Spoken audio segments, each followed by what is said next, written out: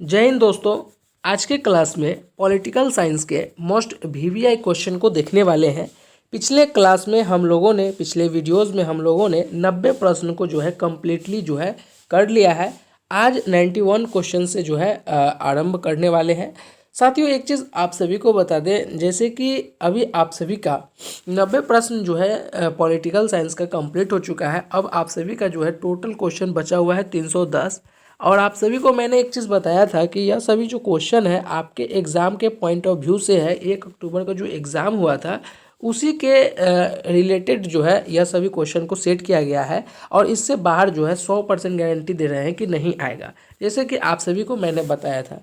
लेकिन जैसे कि एक चीज़ और आप सभी को जैसे जोड़े थे हम लोगों ने कि एक दिन में जैसे कि हिंदी का वीडियोस आएंगे, उसके बाद जो है आप सभी का ये मैथ के वीडियोस आएंगे और पॉलिटिकल साइंस का वीडियोस आएंगे।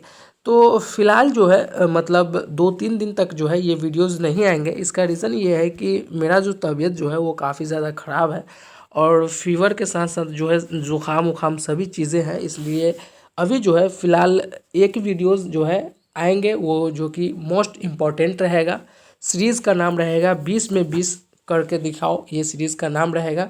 10 में है दम, ये सीरीज़ का नाम रहेगा। आप सभी इसी को जो है अच्छे से कीजिएगा, है ना।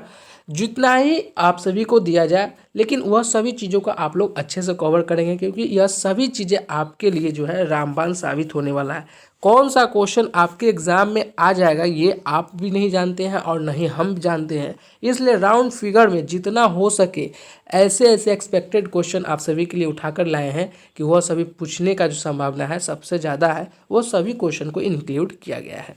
तो चलिए स्टार्ट करते हैं, क्योंकि पिछले कक्षा में हम लोगों ने काफ़ी ज़्यादा क्वेश्चन को सॉल्व नहीं कर पाया था। इसका रीज़न यह है कि कल जो है पटाखे ज़्यादा ही फोड़े जा रहे थे, जिसके कारण आवाज़ जो है वो ज़्यादा ही जो है नॉइज़ आ रहा था। इसलिए हम लोगों ने क्लास को बहुत ही जल्द बंद कर लिया था। आज जो है पहला प्रश्न सवाल नंबर 91 से आप सभी का क्या पूछा जा रहा है। भारतीय संविधान में कुल कितने भाग है? 4 ऑप्शन दिया गया है, आप सभी को बताना है कि भारतीय संविधान में कुल कितने भाग है। ए 18, बी 20 या सी 22 या डी 24। देखिए 20 प्रश्न आप सभी को दिए जाएंगे। अगर 20 में से अगर आप 10 प्रश्न भी सॉल्व कर लेते हैं पॉलिटिकल का, तो आपकी तैयारी ये बहुत ही अच्छा है बिहार पुलिस कांस्टेबल से रिलेटेड, ठीक है ना।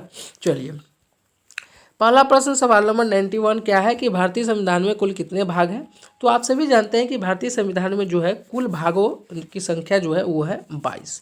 सवाल नंबर 91 का जो राइट ऑप्शन आपका हो जाएगा, ये आपका राइट ऑप्शन सी हो जाएगा। नेक्स्ट क्वेश्चन की ओर चलते हैं। नेक्स्ट क्वेश्चन आप सभी से क्या पूछ रहा है सवाल नंबर 92 में कि वोट देने का अधिकार जो है भारतीय संविधान के किस अनुच्छेद में आता है। ए अनुच्छेद 322 में, या बी अनुच्छेद 324 में, या सी अनुच्छेद 326 में, या डी अनुच्छेद 330 में। तो देखिए वोट देने का जो अधिकार है भारतीय संविधान के अनुच्छेद 324 में आते हैं। तो सवाल नंबर 92 का जो राइट ऑप्शन हो जाएगा वो राइट ऑप्शन आपका जो है ये अनुच्छेद 326 होगा। आपका 92 का राइट जो ऑप्शन हो जाएगा वो राइट ऑप्शन आपका सी हो जाएगा। चलिए नेक्स्ट क्वेश्चन की ओर चलते हैं। सवाल नंबर 93 कि डाक संशोधक, यहाँ पर फिर से मैं आपको बता दूं, वोट देने का जो अधिकार है भारतीय संविधान के अनुच्छेद 226 में आते हैं। तो इसका राइट ऑप्शन जो है आपका सी हो जाएगा। नेक्स्ट क्वेश्चन सवाल नंबर 93, डाक संशोधन विधेयक में पॉकेट वीटा का प्रयोग जो है किस राष्ट्रपति ने किया था। ए डॉक्टर राजेंद्र प्रसाद, बी ज्ञानजेल सिंह ने, या सी शंकर दयाल शर्मा ने, या डी नीलम संजीवा रेड्डी ने। तो डाक संशोधन विधेयक में पॉकेट वीटा का जो प्रयोग जो है वो ज्ञानी जैल सिंह ने किया था। तो राइट ऑप्शन आपका जो हो जाएगा वो राइट ऑप्शन आपका 93 का वी जो है हो जाएगा। चलिए अगला प्रश्न की ओर चलते हैं। जी हाँ, बिल्कुल इसी प्रकार के आपके क्वेश्चन आएंगे। आप लोगों का जो है 1 अक्टूबर का जो एग्ज़ाम हुआ है उसका जाकर आप लोग पहले आंसर की देख लें। आंसर की का स्तर आप पहले समझ लेंगे ना, उसके बाद अगर आप ये वीडियोज़ को देख रहे हैं तो आपको सब चीज़ मतलब सट सट जो आपके दिमाग में है वो आप आने लगेगा कि जी हाँ, यही सभी जो क्वेश्चन का पैटर्न था, वन लाइनर क्वेश्चन पूछा गया था इस बार के कांस्टेबल एग्जामों में। जी हाँ, इसलिए मैं आप सभी को बता रहा हूँ कि पॉलिटिकल साइंस से सबसे ज़्यादा क्वेश्चन पूछे गए थे, बायोलॉजी से सबसे ज़्यादा क्वेश्चन पूछे गए थे, मैथ से सबसे ज़्यादा पूछे गए थे, इंग्लिश से सबसे ज़्यादा और हिंदी से। ये जो 5 सब्जेक्ट है, ये 5 सब्जेक्ट से जो है 50 क्वेश्चन को कवर किया गया था। समझ रहे कितना वेटेज है। पॉलिटी लगभग छात्र का जो है तैयारी अच्छा रहता है, बायोलॉजी लगभग का, मैथ थोड़ा सा, मैथ तो लगभग बिहार के स्टूडेंट का 10 में 10 आसानी से आ सकता है, इंग्लिश कम, हिंदी में भी 10 में 10। ओवरऑल देखा जाए तो 50 क्वेश्चन में आराम से 40-45 बच्चा ला सकता है, और उधर 50 क्वेश्चन में अगर 30 ला देते हैं तो आसानी से 70-75 तक आराम से आप लोग पहुंच जाएंगे, है ना। चलिए 94 आप सभी को क्या कह रहा है कि भारतीय संविधान की अनुसूची 6 में किन किन राज्यों को शामिल किया गया है। ए असम, त्रिपुरा, मेघालय और मिजोरम को, या बी असम, त्रिपुरा, मेघालय एवं मणिपुर को, या सी असम, मणिपुर, मिजोरम एवं सिक्किमपुर को, या डी मणिपुर, मिजोरम, मेघालय एवं त्रिपुरा को। तो भारतीय संविधान के अनुसूची में, अनुसूची 6 में जो है टोटल 4 राज्यों को रखा गया है, जिसमें है असम है, त्रिपुरा है, मेघालय है और मिजोरम है। तो 94 का राइट जो ऑप्शन आपका हो जाएगा वो ऑप्शन आपका ए हो जाएगा। चलिए नेक्स्ट क्वेश्चन की ओर चलते हैं। नेक्स्ट क्वेश्चन आप सभी से क्या पूछ रहा है कि अंतर्राष्ट्रीय परिषद का सदस्य नहीं होता है। 4 ऑप्शन दिया गया है। ए राज्यपाल, बी राज्यों के मुख्यमंत्री, सी प्रधानमंत्री, या डी कैबिनेट स्तर के मंत्री। सवाल नंबर 95 का जो राइट ऑप्शन आपका हो जाएगा वो ऑप्शन होगा राज्यपाल। अंतर्राष्ट्रीय परिषद का सदस्य नहीं होते हैं राज्यपाल। नेक्स्ट क्वेश्चन जो है आप सभी का 96 सी कि संविधान के किस अनुच्छेद में देवनागरी लिपि में हिंदी राजभाषा को घोषित किया गया है। ए 327, या बी 348, या सी 343, या डी 345। तो देखिए संविधान के अनुच्छेद 343 में देवनागरी लिपि को हिंदी में राजभाषा घोषित किया गया है। तो आपका राइट ऑप्शन जो हो जाएगा वो होगा 343, है ना। चलिए नेक्स्ट क्वेश्चन की ओर चलते हैं। अगला क्वेश्चन आप सभी से क्या पूछ रहा है। हम लोगों ने 90 क्वेश्चन से स्टार्ट किया था। जी हाँ, 7 क्वेश्चन अभी हम लोग कंप्लीट करने वाले हैं, और लगभग जो है आप सभी का जो है 9 में 9 सही हुआ होगा, किसी का 8 सही हुआ होगा, किसी को 7 सही हुआ होगा। कोई प्रॉब्लम नहीं है, आप लोग कंटिन्यूअस जो है यह सभी क्वेश्चन को करते रहें। जी हाँ, चलिए नेक्स्ट क्वेश्चन 97 में नगर निगम का अध्यक्ष कौन होता है। ए महापौर, बी खंड विकास अधिकारी, या सी उपायुक्त, या डी कोई नहीं। तो आप सभी जानते हैं कि नगर निगम का अध्यक्ष जो होता है वो महापौर होता है। तो राइट ऑप्शन जो है आपका आसानी से जो है ए में आ जाएगा, है ना। नेक्स्ट क्वेश्चन सवाल नंबर 98 क्या आप सभी से पूछा जा रहा है 98 में कि पंचायती राज व्यवस्था कब संवैधानिक संस्था बनी है। ए 1992। दोस्तों इतना ज़्यादा सर्दी हो रखा है कि मत पूछिए, मतलब आँख से देखने को मन नहीं करता है क्वेश्चन को, दूसरा जो है पढ़ाने का बिल्कुल इच्छा नहीं करता है। लेकिन फिर भी मैं आप सभी के लिए कर रहा हूँ, क्योंकि आप सभी का एग्ज़ाम बहुत निकटतम है। अगर आप सभी को इम्पोर्टेंट क्वेश्चन ना दिया जाए तो आप सभी कहीं ना कहीं बहुत ही ज़्यादा प्रॉब्लम में रहेंगे। और मैंने आप सभी से प्रॉमिस किया है कि जितना हो सके मैं आप सभी को मोस्ट VVI क्वेश्चन दूंगा, और बिहार पुलिस के लगभग क्वेश्चन जितने मैं पढ़ाया हूँ उसमें से आएगा ही आएगा। 100% मैं आपको बता रहा हूँ। चलिए 98 क्या पूछ रहा है कि पंचायती राज व्यवस्था कब संवैधानिक संस्था बनी है। ए 1992, बी 1991, या सी 1993, या डी 1995। तो पंचायती राज व्यवस्था जो है 1993 में संवैधानिक संस्था बनी है। तो राइट ऑप्शन आपका 98 का 1993 जो है राइट ऑप्शन सी हो जाएगा। नेक्स्ट क्वेश्चन की ओर चलते हैं। नेक्स्ट क्वेश्चन आप सभी से क्या कह रहा है कि निम्नलिखित में चार्टेड अधिनियमों में किसने बंगाल के गवर्नर जनरल के पद नाम को भारत के गवर्नर जनरल में बदल दिया। ए 1813 का चार्टेड अधिनियम में, बी 1833 का चार्टेड अधिनियम में, या सी 1853 का चार्टेड अधिनियम में, या डी 1773 का चार्टेड अधिनियम में। सवाल नंबर 99 का सही ऑप्शन जो हो जाएगा वो ऑप्शन आपका हो जाएगा 1833 में चार्टेड अधिनियम में जो है बंगाल के गवर्नर जनरल के पद नाम को भारत के गवर्नर जनरल में बदल दिया गया था। राइट ऑप्शन आपका बी हो जाएगा। नेक्स्ट क्वेश्चन की ओर चलते हैं। अगला क्वेश्चन सवाल नंबर 100। एक व्यक्ति जो राज्य विधानमंडल का सदस्य नहीं है डैश के लिए मुख्यमंत्री के रूप में नियुक्त किया जा सकता है। उस समय के दौरान उसे राज्य विधायिका के लिए चुना जाना चाहिए, जिसमें वह असफल होने पर मुख्यमंत्री बनने की कोशिश करना बंद कर देता है। 4 महीने के लिए, 6 महीने के लिए, सी 3 महीने के लिए या 2 महीने के लिए। देखिए, एक व्यक्ति जैसे कोई भी अगर राजमंडल का सदस्य नहीं है तो वो जो है 6 महीने के लिए मुख्यमंत्री के नियुक्त किया जा सकता है। उस समय के दौरान अगर वो राज्य के लिए अच्छा करता है तो उसे रखा जाएगा, नहीं तो उसे जो है असफल के कारण उसे जो है हटा दिया जाएगा। तो सवाल नंबर 100 का जो राइट ऑप्शन जो हो जाएगा आपका 6 महीने के लिए किसी भी जो है विधानमंडल का सदस्य न होते हुए भी उसे मुख्यमंत्री के पद पर रखा जा सकता है। ठीक है ना। तो सवाल नंबर 100 का राइट ऑप्शन बी हो जाएगा।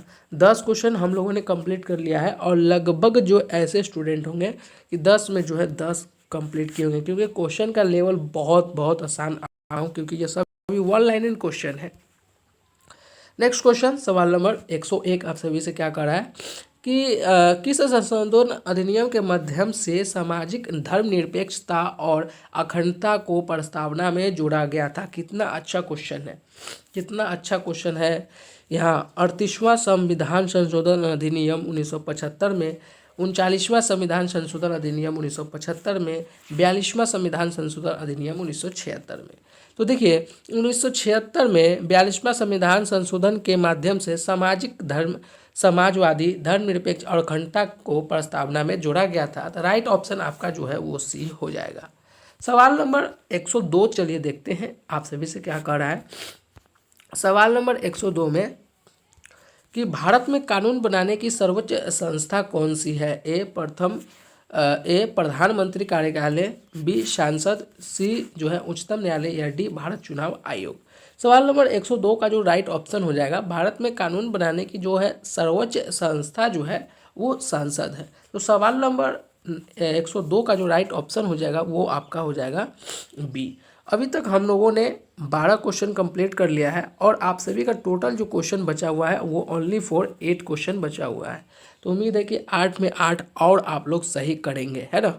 चलिए डायरेक्ट पॉइंट की बात करेंगे, डायरेक्ट इधर उधर घुमाने की कोई बात नहीं करेंगे। एक चीज़ और आप सभी को मैं बता दूं, बहुत सारे स्टूडेंट का एक सबसे बड़ा मिथ है।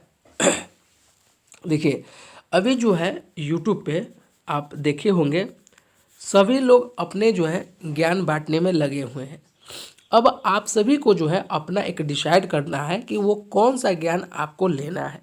जैसे एग्जाम्पल के माध्यम से मैं आपको समझा दूं, अवध ओझा सर वो भी मोटिवेशन दे रहे हैं, वो भी पढ़ा रहे हैं, वो भी जो है नॉलेज दे रहे हैं, ज्ञान दे रहे हैं। उसके बाद बात किया जाए दिव्य कीर्ति सर, विकास दिव्य कीर्ति सर, वो भी अपना नॉलेज, वो भी अपना मोटिवेशन, वो भी अपना जो है नॉलेज शेयर कर रहे हैं। खान सर की बात किया जाए तो वो भी अपना शेयर कर रहे हैं। यहाँ पर बात किया जाए, मैं आप सभी को अगर बात किया जाए तो मैं भी आप सभी को मन की फैक्ट्स जो है ये भी आप सभी को शेयर कर रहा है।